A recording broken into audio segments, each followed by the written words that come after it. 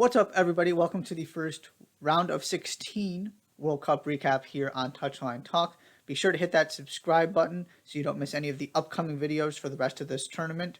And you can also find my written work on Substack. You can get there by scanning that QR code that is right next to me on the screen. And then you can become a subscriber on Substack as well. So all of that content is delivered directly into your inbox.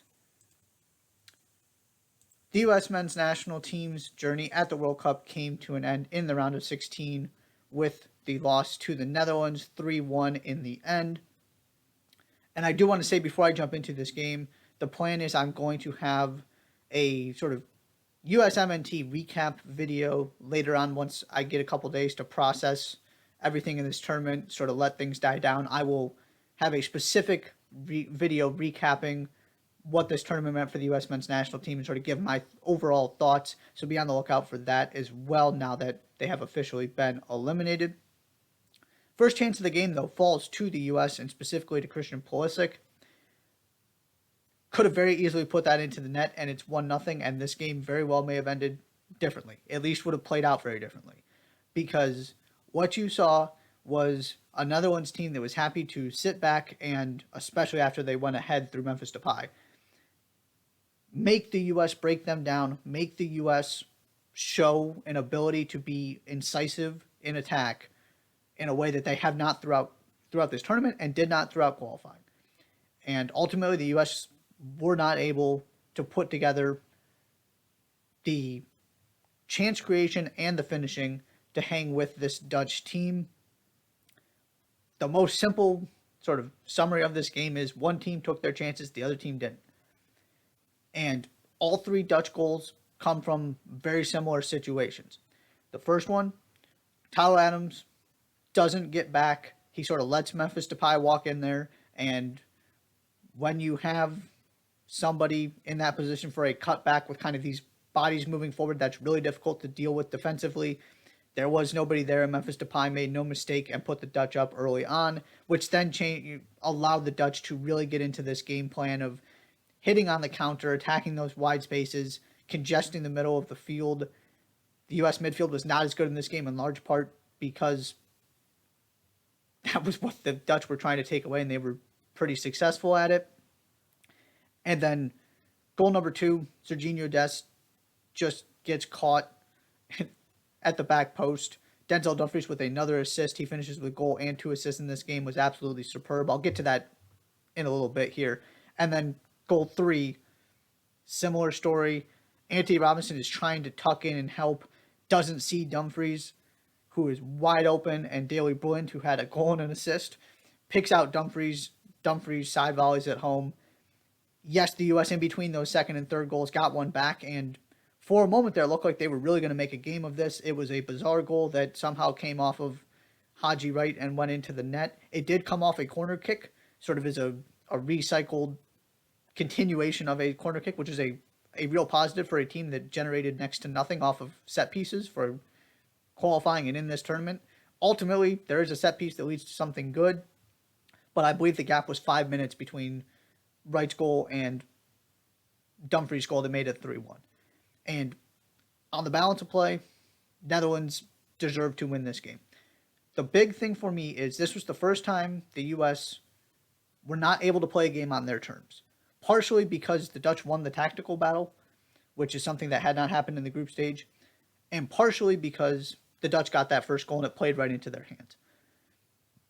And so now all of a sudden you're not trying to maintain the status quo, you're trying to change it. And that is something that has always been a concern of mine with this team. They have not demonstrated the great ability to do that all that often. You can point to specific instances, but again, and especially against this highest level of opposition.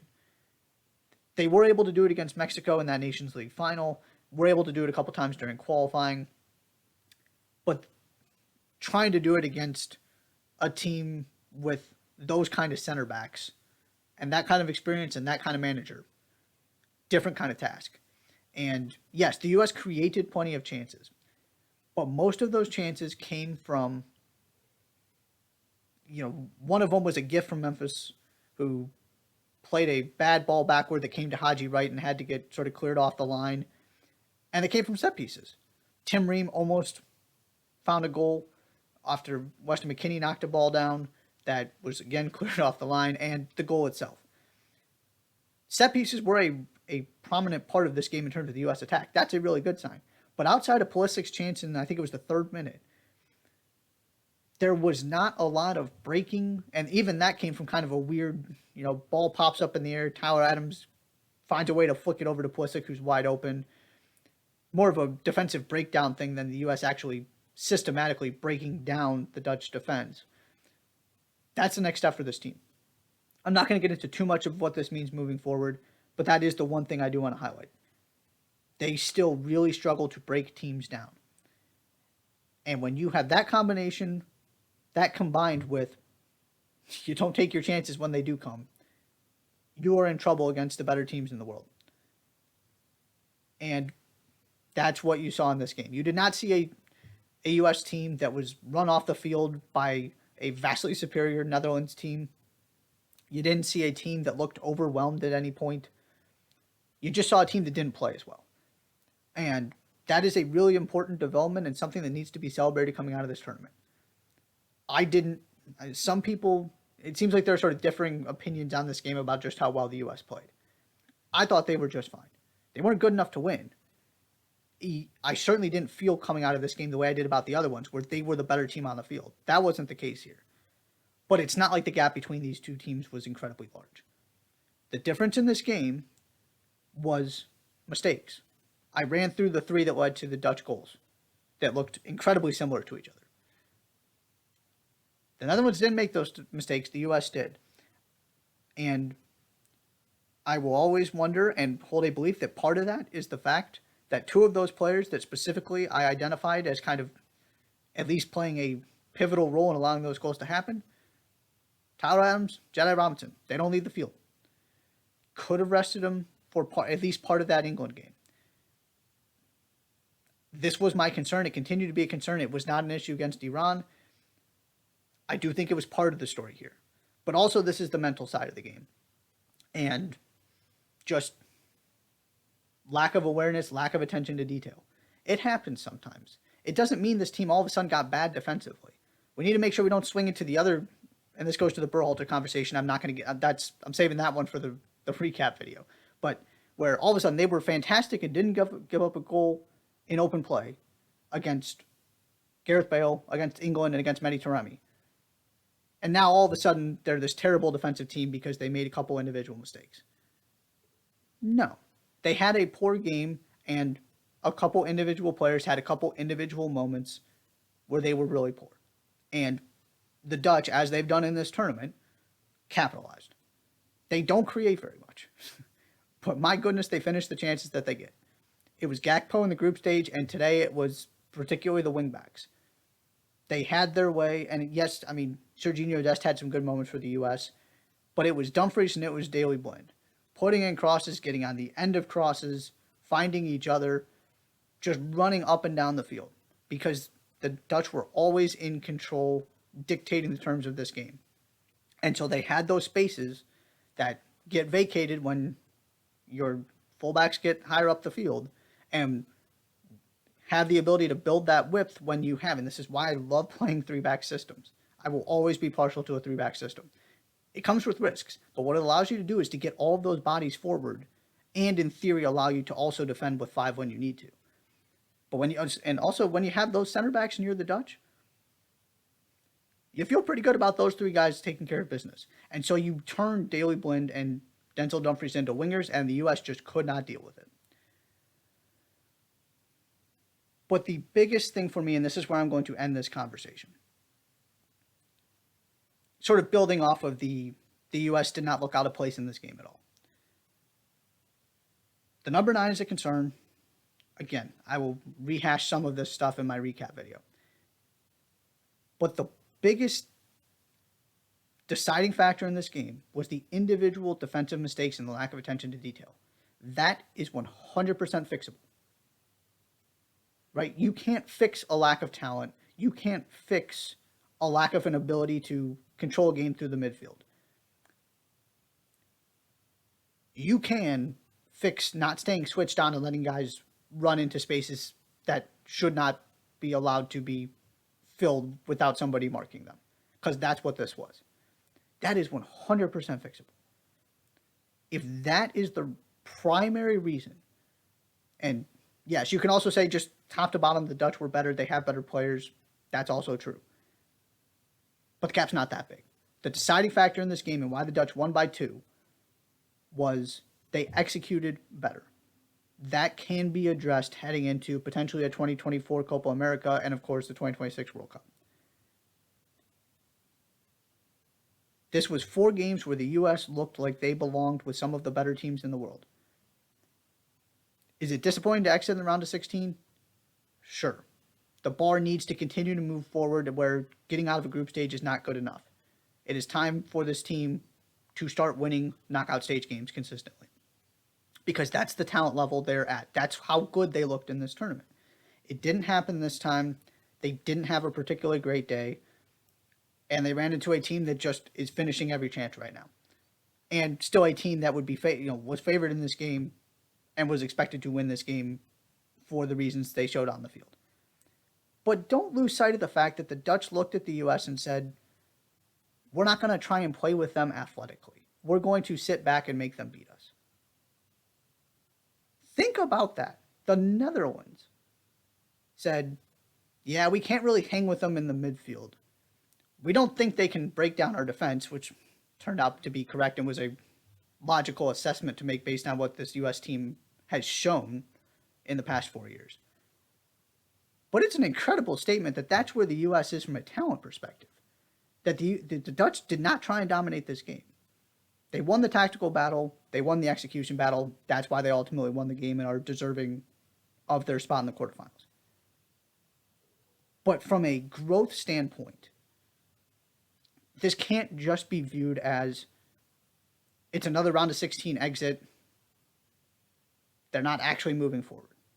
This looked different. It felt different. To me, this was ultimately a positive. You had to get out of the group. They did that. And I do think this was another step in the right direction. Another key moment in U.S. soccer where this team has changed the perception from an international perspective of what to expect out of them. This is not kind of, maybe they didn't quite maximize their potential. But they're somewhere between Team 8 and Team 16 in terms of the best teams in the world. And that's where they ended up. Getting to the round of 16 and losing. I keep going back to, if this is the starting point, it is incredibly exciting about where this can go moving forward. And so ultimately, I come away more excited than disappointed from this tournament. That's ultimately where I come down on this. Again, I will have a full recap video talking Berhalter, talking kind of what this team needs to do moving forward as you get prepared for a World Cup on home soil. All of that stuff, so be on the lookout for that video in the near future. The team the Dutch will be playing in the quarterfinals is Argentina. Interesting kind of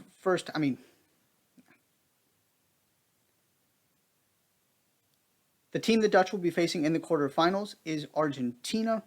Argentina come out, take a very calm, relaxed approach to the first half, did not force the issue at all, allowed Australia to be fairly comfortable. A little bit of possession, of course, Argentina dominated overall. But at no point really did it look to me like the Australians were uncomfortable in the first half. Nobody really had any great chances, and then Messi does what Messi does. It's 1-0 kind of out of nowhere. He just finds a way to slide that ball through, and now you're changing the conversation because this Australia team now has to go and get itself a goal.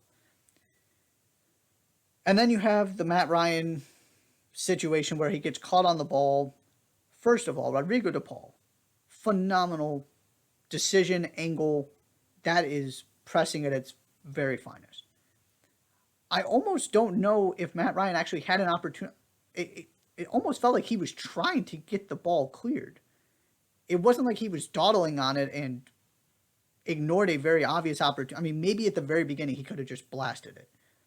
But that was a lot about the the angle and the way that Rodrigo De Paul took away his space, and then Julian Alvarez ends up with the ball and it ends up in the back of the net. You got to find a way to get it out of there if you're Ryan.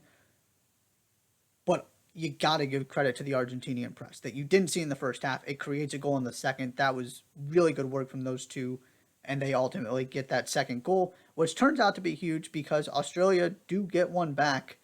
A bad clearance leads to a shot that then gets deflected. It goes in the back of the net. Another one of those bizarre goals. And all of a sudden it's 2-1, and Australia really went for it and created opportunities. Emi Martinez comes up with a big save at one point. Harry Sutar's up there playing center forward, knocking balls down. This was by no means comfortable for Argentina. Now, also, Lautaro Martinez could have finished this game off 2 or 3 different times and just, for whatever reasons, could not put together a good strike. A disappointing end product there. Messi found him a couple times. It wasn't his day. But from an Argentina's perspective moving forward, got to be able to control games better once you take a lead. This felt somewhat similar to that Saudi Arabia game where that first goal goes in and all of a sudden it's sort of a snowball effect where that team gains an incredible amount of confidence and continues to attack. And now that you're playing the Netherlands in the round of 8, the final 8, and theoretically even better teams than that moving forward, that has got to change for Argentina. They were fine when they kept it 2-0 in those other games. But once they gave up that goal, it did have a lot of Saudi Arabia vibes to it. So that's something I'm monitoring moving forward. But ultimately, Argentina do what they need to do, and they are advancing to face the Netherlands in the quarterfinals. That is all for this World Cup recap. Thank you so much for tuning in. I'll see you next time.